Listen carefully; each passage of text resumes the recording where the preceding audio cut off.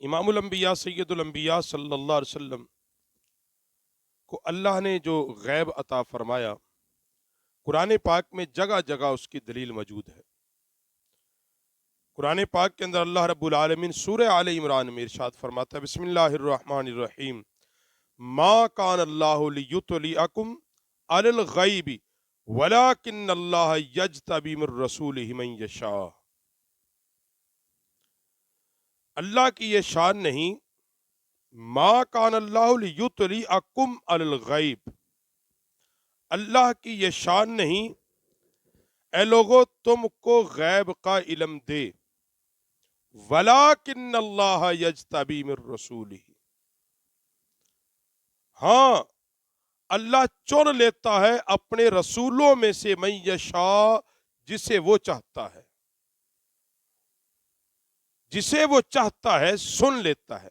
اور تفسیر بیضاوی کے اندر اس آیت کے تحت جو بات لکھی کہ اللہ رب العالمین تم میں سے کسی کو غیب پر مطلع نہیں فرماتا، حتیٰ کہ اس کے کفر و ایمان جو کہ اس کے دل کے اندر ہوتا ہے، لیکن اللہ اپنے نبیوں میں سے جس کو منتخب کر لیتا ہے اس کی طرف وحی فرماتا ہے اور غیب کی خبر عطا کر دیتا ہے۔ اور تفسیر خازن کے اندر اور تفسیر کبیر کے اندر، روح البیان کے اندر، تمام مفسرین اکرام علیہم الرحمٰن نے اس آیات مقدسہ کے تحت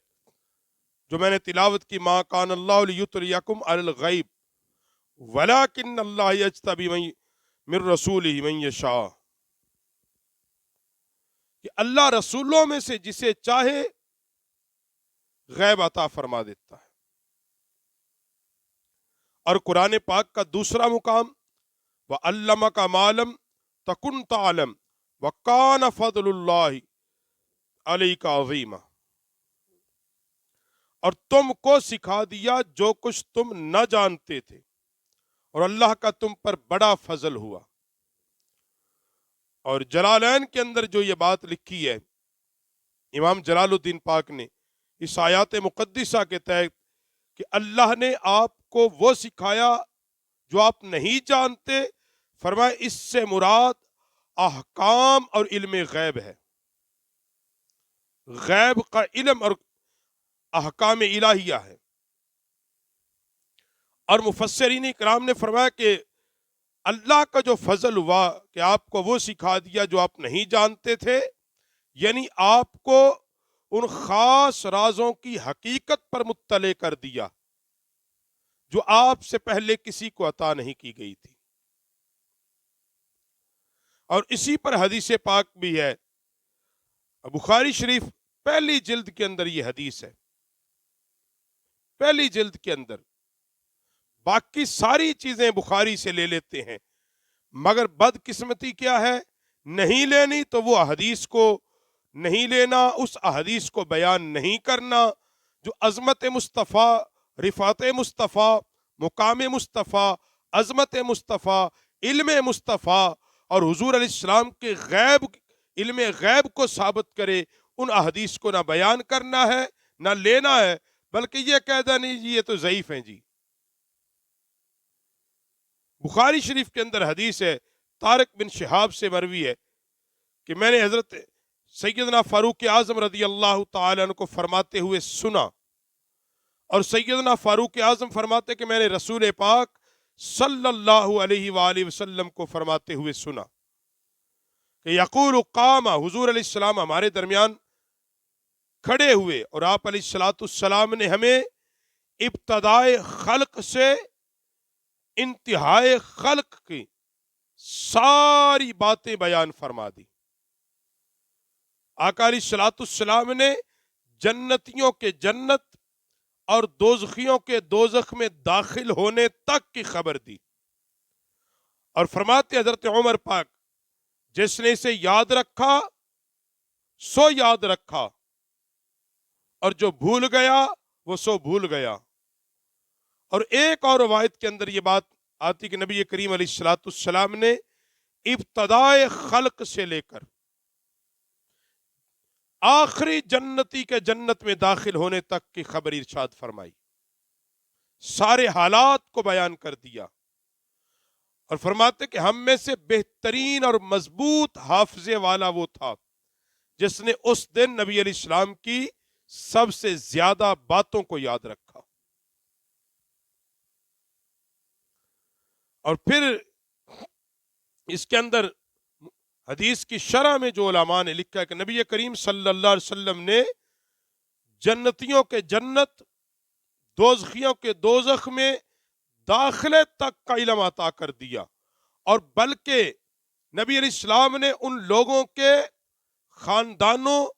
قبائل، باپوں کے نام تک ارشاد فرما دیے۔ اور عبداللہ بن عمر رضی اللہ تعالی روایت کرتے ہیں کہ رسول پاک صلی اللہ علیہ وسلم ہمارے پاس تشریف لائے اس حال میں کہ آقا علیہ الصلوۃ والسلام کے دست قدر اقدس میں 2 کتابیں تھیں۔ آقا علیہ الصلوۃ والسلام کے مبارک دست اقدس میں 2 کتابیں تھیں، تو آپ علیہ الصلوۃ والسلام نے فرمایا تم جانتے ہو یہ کتابیں کیسی ہیں؟ ہم نے عرض کیا نہیں، مگر یہ کہ آپ صلی اللہ علیہ وسلم نے ہمیں خبر ارشاد فرما دی کہ آپ علیہ الصلوۃ والسلام نے ارشاد فرمایا یہ کتاب جو میرے دائیں ہاتھ میں ہے یہ رب العالمین کی طرف سے ہے۔ یہ جو کتاب میرے پاس دائیں ہاتھ میں ہے یہ کتاب اللہ نے عطا کی ہے، اور اس کتاب کے اندر تمام جنتیوں کے نام، ان کے آباء و اجداد، ان کے قبیلوں کے نام درج ہیں، اور پھر اس کے آخر میں میزان یعنی کل تعداد کو بیان کیا گیا، اور فرماتے ہیں کہ اس میں نہ زیادہ کیا جائے گا نہ کبھی کم کیا جائے گا۔ اور پھر آقا علیہ السلام نے فرمایا کہ جو کتاب میرے بائیں ہاتھ میں ہے یہ کتاب بھی رب العالمین کی طرف سے ہے، مگر اس کتاب کے اندر دوزخیوں کے نام، ان کے آباء و اجداد، قبیلوں کے نام، آخر میں سارا حساب کتاب ہے،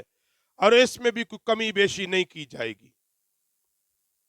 اور یہ حدیث بھی مشکات کے اندر بھی ہے اور ترمذی کے اندر بھی حدیث ہے کہ نبی کریم علیہ السلام نے فرمایا یہ 2 کتابیں، اور یہ اسی آیت کے تحت مفسرین نے لکھی ہے وَعَلَّمَكَ مَا لَمْ تَكُنْ تَعْلَمْ، اور تمہیں سکھا دیا وہ جو کچھ تم نہیں جانتے تھے۔ تو امام الانبیاء صلی اللہ علیہ وسلم کو تو اللہ نے جنتی اور دوزخی لوگوں کا بھی علم دیا، اور یہ کہتے کہ حضور کو کل کا نہیں پتا۔ حضور ہم یہ کہتے ہیں کہ بے ذات خود نہیں جانتے، مگر وہ علم جو اللہ رب العالمین نے کل کائنات کا علم، وہ سارے کا سارا علم اللہ رب العالمین اپنے حبیب کریم صلی اللہ علیہ وسلم کو عطا فرما دیا۔ اور اسی لیے فرمایا امام اہل سنت نے کہ اور کوئی غیب کیا تم سے نہا ہو بھلا، جب نہ خدا ہی چھپا تم پہ کروڑوں درود، اور سر عرش پہ ہے تیری گزر، دل فرش پر ہے تیری نظر، ملکوت و ملک میں کوئی شے نہیں وہ جو تجھ پہ آیا نہیں۔ اور اس حدیث کے تحت حضرت عبداللہ بن عمر، حضرت علامہ ابن حجر عسقلانی رحمہ اللہ تعالی فرماتے ہیں یہ حدیث اس بات پر دلیل ہے کہ آقا علیہ الصلوۃ والسلام